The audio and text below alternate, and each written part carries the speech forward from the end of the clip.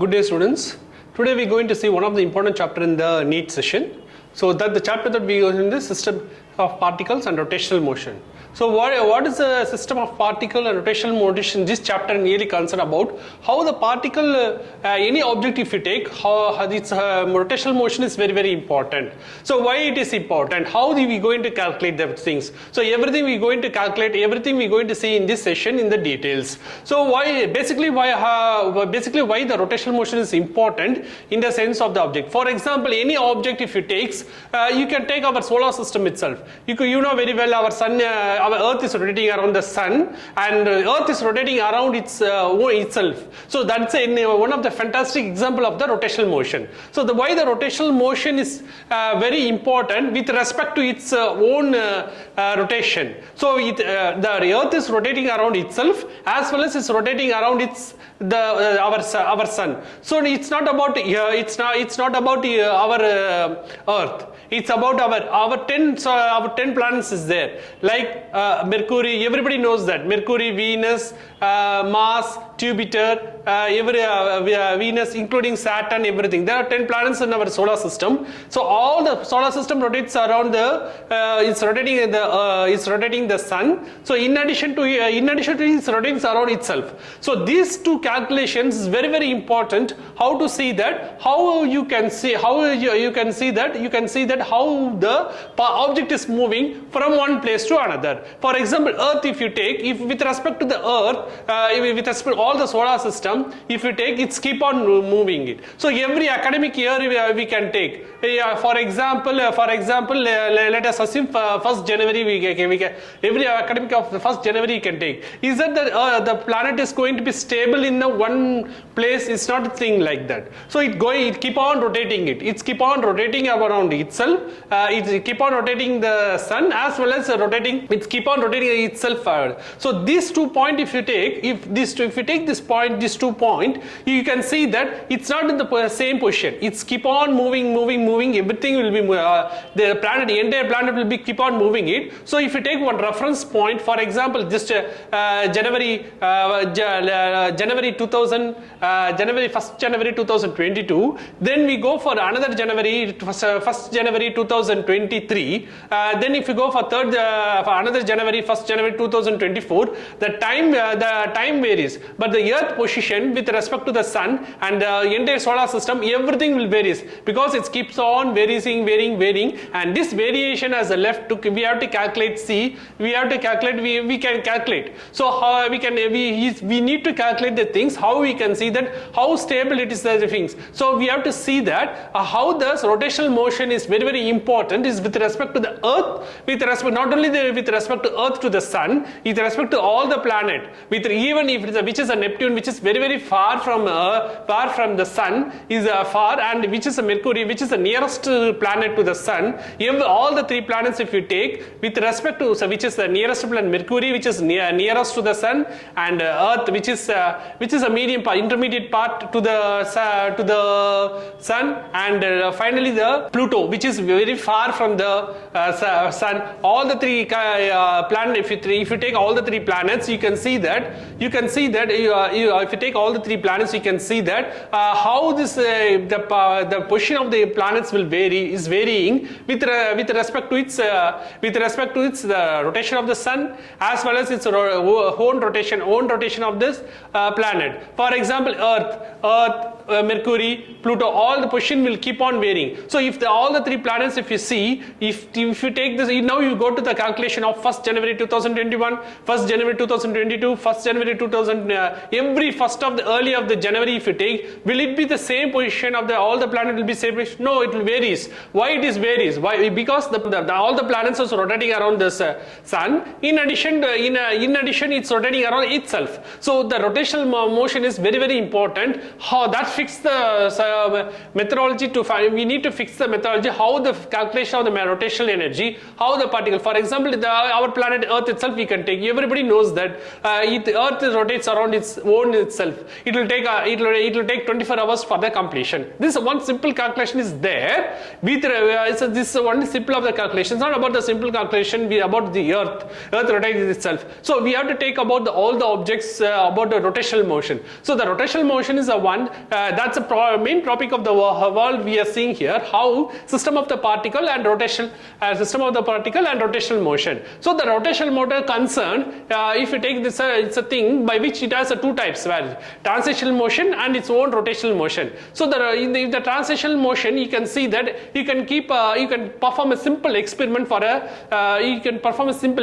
by which you can keep a simple cupboard and you can keep a ball in it. So if you keep the ball in it, you can see that the ball can rotate itself, and from the top if you keep a ball at the top of the top position of the in a cupboard with a slanting at the slightly slanted, you just keep it and such, you can see that the ball will try to rotate itself, will try to reach the earth surface. So this is a simple experiment where we can see. So the two experiment can be performed. Another one is instead of a ball, you can keep something like a rectangular ball, which is or some box. You can take some box and keep it at the same height, and with the same the cupboard with a slightly slanted. With some tops, same experiment you can perform with the box. You know very well, it will be around in the rectangular shape only. So if you keep that, you can see that same performance will be there. By which you can see if you keep that in the top of the top, if you keep that in the top of the cupboard, which is slightly slanted, you can see slowly that the rectangular box will try to keep on moving it, and it will reach the earth surface. Now again, so in the similar fashion, we already discussed how we keep this. Instead of rectangular box, if you keep the box, if you keep the ball, what will happen? You can take any ball, nearly a football size. Football size is more than sufficient, and the rectangular box is equal to the football size. So two experiment we have performed it. So in the two experiment we have performed it, we can see both the object, whether it's a rectangular box or a football will able to from the height of the certain height, you try to reach to the earth surface. So this is a simple experiment we did. So in the main, this is a simple experiment that we have performed. In the simple experiment that we have performed, what we are there is that there are two types of motion we can see. What is an important observation of that in the rectangular box in experiment 1 versus experiment 2, you can see that translation motion is seen in the translation motion will be seen in the rectangular box. But in the football, in the second experiment 2, where we kept the football, we can see that translation motion in addition to the rotational motion will be seen. So the two types of motion, the concept will be introduced into the perform two types of experiment. So what is experiment 1? Experiment 1 is a one which we have kept the cupboard, a slanted cupboard, we have kept the rectangular box. We have observed that once we kept the rectangular box, it start moving towards the earth surface. So it's the rectangular box started moving towards the earth surface. And in the same thing, what is this experiment 2? In the experiment 2 is just there's only difference. Instead of that rectangular box, we have replaced with a football. So the football, once we kept in the top of the cupboard with slanted, it's tried to, since the cupboard is slanting, so what is moving? It's a slide to start moving it. That's the football is start moving, and it slowly reached the earth surface. This is the one of the example. This example itself we can take. This is the experiment. This is the experimental number 2, by which something cupboard which is slanted. It's slanted. So in the same experiment, if you keep the cover, if you take the rectangular box, you can see that it try to reach the rectangular box. Will try to reach the earth surface. In the same experiment, this is experiment number 2. In this experiment 2, instead of a rectangular box, if you keep the football, something like football, it is same thing. It try to reach the earth's surface. It should be slanting, then only try to reach the earth's surface. You can see that the ball is rotating. It will rotate itself and try to reach the earth's surface. So in both the case, what is the difference between experiment 1 and 2? Experiment 1 is you have the rectangular box. In experiment 2 you have a football, by which you can see in experiment 1 you can see only the translational motion, by which the translational motion is attained, by which the object moved from rectangular box, moved from the one place to the another place. In addition, in the experiment 2 you can see the football. You can see the football. You have seen the football. The football has moved from the, it's also same thing, but it has moved from the one place to another place by using a rotational motion, using the rotational motion plus translational motion. That means in the football has both the translational motion and rotational motion, but in the experiment only the translational motion is performed. So this is the main difference between the by which you can see that only it can able to store the football can able to store only the translational motion. So this translational motion is very, very important. So why this translational motion is very, very important, that helps to move the object from one place to the another place. That is, the ball which we are kept in the top of the cupboard has reached this is one of the example itself we can take, by which you can see that if you kept at the top of the hill, top of the cupboard, you can see that it's trying to reach the bottom of the earth's surface, bottom of the cupboard or lower surface or earth surface, something like that you will try to reach. So once we kept the higher surface, immediately try to reach the lower surface, by which you can see it has gained its own rotational motion and translational motion. That helps to move the object from the highest place to the lowest place. In both the things it has happened. Only through in the experiment 2 the ball possessed both translational energy and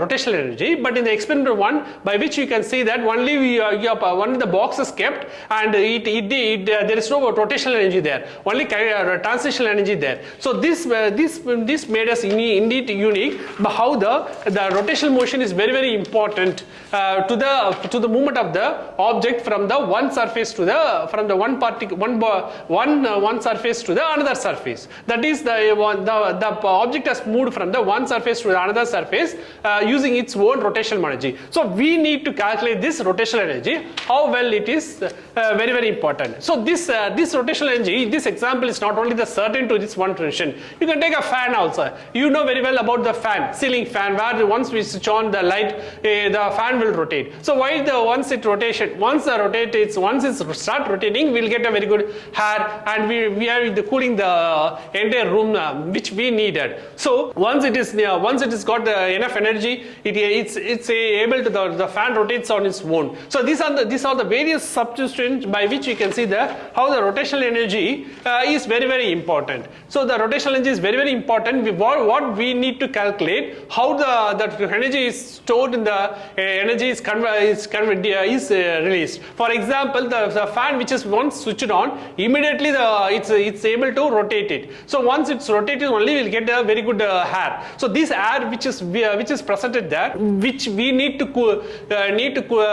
stabilize our room. So otherwise we can't stay in that room. So which commercially available. These are commercially very, very important. So this fan, which is very, very important, how it is moved it. So that movement is that's a movement we need to calculate the rotational motion of a fan. For example, this part only for this purpose only we have taken a simple diagram of which three possibility we have taken it, by which we have taken in a xy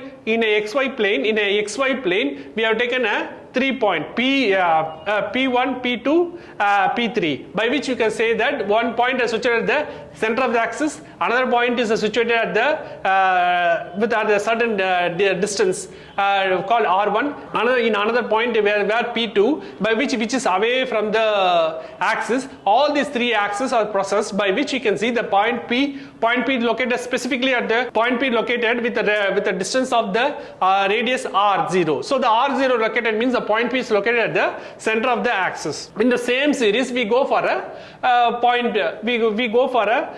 point P1. The point P1, if we are taken it, we are calculated with the radius with respect to R, with respect to R1 radius, with respect to radius. With respect to the point P1 which we have taken, its distance is R, radius R1 with respect to from the center C1. So now if you go for this further, we have taken P2 which is from the center C2. We can see that its radius will be R2. So the same thing will be there. So R1, R2 is the same. Only thing, the difference is the radius of the R2 is greater than R1. That is, the point P is located at somewhat very far from the P1. So the P2 is located at certain distance very far from the P2, and in the same series if we go, you can see that the point R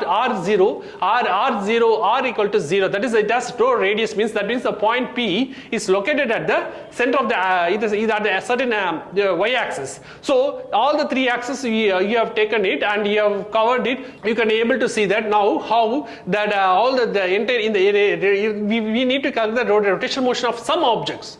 The object is rotating it. So for this, we already told that. I already told many examples. I started with many examples. Now it's traveling with things. How to see that? How this we going to calculate how the rotational motions will be calculated. So this rotational motion is important. For that we have taken some object with respect to some balls. This example itself, we can take the balls which is a certain height with reached moved from its height from a height with certain distance to its from height highest level to a lowest level. That is, lowest level will run nothing but 0. So that means from the highest level it has reached the lowest level. So the ball has from the highest level it has reached to the lowest level. So now we have taken 3 points, which we can see that P1, P2. So the P1 is equal to P is equal to R, but that means the radius of this will be 0. So the P and with respect to R1, with respect to R2. So the R, since R equal to, in P case, R will be the 0. You can see that R1 will be R2 will be greater than the R1. So then the R1 is greater than the RR. So with this same things, you can see that we have taken all these 3 points. So these three points we have taken it. These 3 points we have taken these 3 points, and we can see that how the rotational energy of the objects of various things will vary. So in the rotational objects of the varies. For example, we have taken I already explained you about the P with respect to P1 and with respect to P2. So the 3 points we have taken it, and we have seen that P2 will be the P2 which is having the highest radius.